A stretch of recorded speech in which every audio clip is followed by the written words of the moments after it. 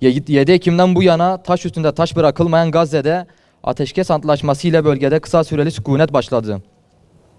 Ateşkesin kalıcı olması için girişimler sürerken Netanyahu ikiyüzlülüğünü gösteren şu cümleleri kullandı.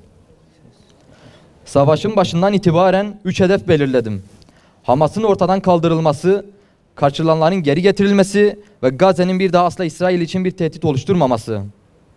Bu eş hedef haline geçerliliğini korumaktadır. Rehinelerimizi geri alma aşaması bittikten sonra İsrail savaşa geri dönecek.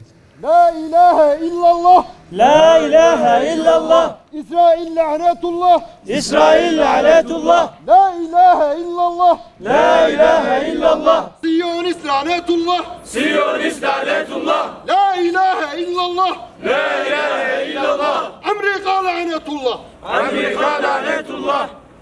Kur'an-ı Kerim'de Allah Azze ve Celle şöyle buyuruyor. Verdikleri söze nasıl güvenilebilir ki? Şayet size gelip gelselerdi, yakınlık bağını da antlaşma hükümlerini de sizin için gözetmezlerdi. Onlar dilleriyle sizi memnun etmeye çalışıyorlar.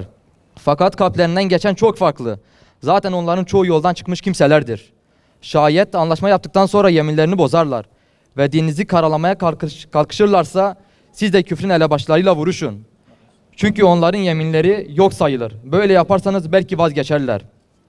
Yeminlerini bozan, peygamberi sürüp çıkarmaya karar veren ve size karşı saldırıyı ilk başlatan topluluğa karşı savaşmaktan geri mi duracaksınız? Yoksa onlardan korkuyor musunuz? Eğer yürekten inanıyorsanız asıl çekinmeniz gereken Allah'tır. Takbir! Allahu Ekber. Takbir! Allahu Ekber. Takbir! Allahu Ekber. Vicdanlarını kaybetmemiş tüm insanlara sesleniyoruz. Filistin meselesi Müslümanlar için bir akide meselesi olmakla birlikte bölge ülkeleri için bir güvenlik, dünya için de bir insanlık meselesidir. Filistin halkının vatanlarını savunma hakkı göz ardı edilmemelidir. Hamas başta olmak üzere direniş gruplarının mücadelesi haklı ve meşru bir mücadeledir. ABD ilk günden beri Birleşmiş Milletler'de Siyonizmin katliamlarının durdurulmasına yönelik alınmış bütün kararları veto ederek işlenen suçların ortağı olduğunu açık bir şekilde dünyaya deklare etmiştir. Dolayısıyla bu katliamda taraftır ve suç ortağıdır. Suç ortağı olan bir ülkenin arabulucu olarak işlev görmesi mümkün değildir. Bunun kabul edilmemesi gerekir. Barış gücü ve garantörlük adı altında atılacak adımlar hiçbir şekilde Siyonist İsrail'in güvenliğine hizmet etmemelidir.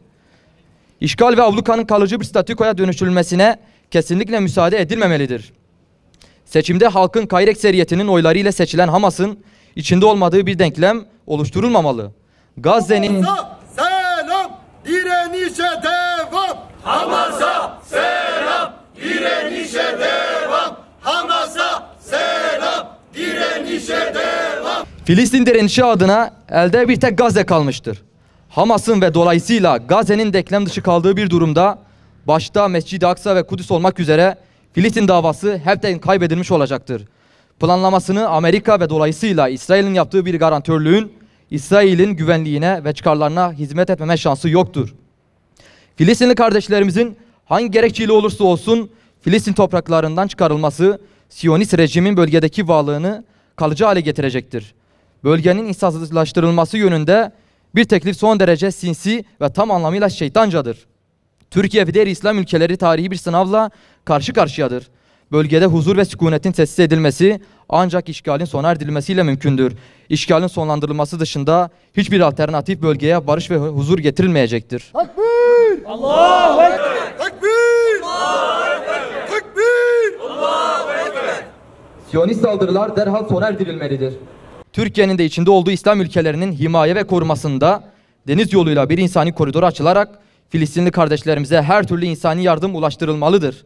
Tüm dünyanın gözleri önünde savaş suçu işleyerek soykırım yapan Siyonist çete bu suçu nedeniyle tüm İslam ülkelerinde yargılanarak mahkum edilmelidir.